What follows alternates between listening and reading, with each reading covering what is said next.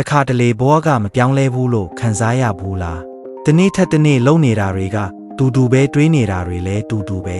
စူးစမ်းနေတာမရှိလို့မဟုတ်ဘူးဒါပေမဲ့ရောက်နေတဲ့နေရာကမရွှေ့ဘူးလို့ခံစားနေရတာမျိုးပေါ့လူအများစုကကိုယ့်ဘဝပြောင်းဖို့အတွက်အကြီးကြီးပြောင်းဖို့လိုတယ်လို့ထင်ကြတယ်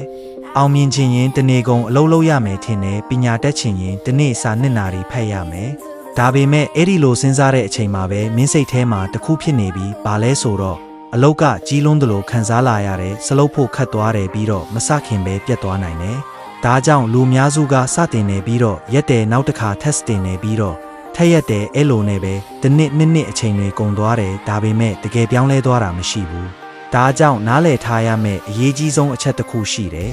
အဲ့ဒါကဘဝကိုပြောင်းလဲပေးမယ့်အရာဟာကြီးမားတဲ့လှုပ်ဆောင်မှုတွေမဟုတ်ဘူးအသေးလေးတွေကသာဘဝကိုပြောင်းလဲပေးမယ်ဆိုတာပါပဲ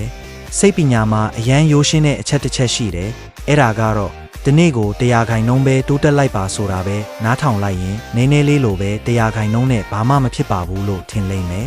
ဒါပေမဲ့လုံနိုင်စွမ်းကိုနေ့တိုင်း100%တိုးနေတယ်ဒီနေ့တည်းနဲ့မမြင်ရဘူးတစ်ပတ်နဲ့လည်းမမြင်ရဘူးဒါပေမဲ့ဒီနှစ်လောက်ကြာလာရင်တော့မင်းဘဝကအခုနဲ့လုံးဝမတူတော့ဘူးမင်းကိုတခုမင်းမယ်မင်းနေ့တိုင်းဘာလုပ်နေသလဲမင်းရဲ့နေ့တစ်နေ့ကိုပြန်ကြည့်လိုက်မင်းဘာတွေလုပ်နေသလဲဆိုတာဘာတွေကမင်းကိုတိုးတက်စေလဲဘာတွေကမင်းကိုနောက်ပြန်ဆွဲနေလဲဘဝဆိုတာမင်းလုပ်နေတဲ့အမှုအကျင့်တွေအလေးထားတွေရဲ့စုစည်းမှုပဲ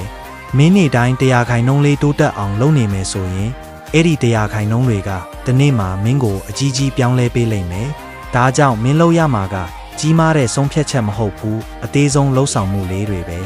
စာဖတ်ချင်လားတနာရီမလိုဘူး1မိနစ်ပဲဖတ်ကျင်သွားချင်လားတိုင်9ခါပဲထိုးအရေးကြီးတာကအရွယ်စားမဟုတ်ဘူးမရက်တန့်ဖို့ပဲရလတ်ကိုမကြည့်နဲ့စနစ်ကိုကြည့်ငါဒီနေ့100%ထပ်တိုးမယ်လို့ပဲစဉ်းစားရလတ်ကနေရင်နေလိမ့်မယ်ဒါပေမဲ့မရက်နဲ့ဒီနေ့မှာမင်းနောက်ပြန်ကြည့်တဲ့အချိန်ငါဒီလောက်တောင်ပြောင်းသွားပြီလားလို့မင်းကိုယ်တိုင်အံ့သသွားလိမ့်မယ်ကြီးမားတဲ့အောင်မြင်မှုဆိုတာအသေးလေးတွေရဲ့စုစည်းမှုပါပဲဘဝကိုပြောင်းဖို့အချိန်ကိုက်ကိုမစောင့်ပါနဲ့ဒီနေ့ပဲဆက်လိုက်မင်းအတွက်100%လေးပဲလိုတာပါ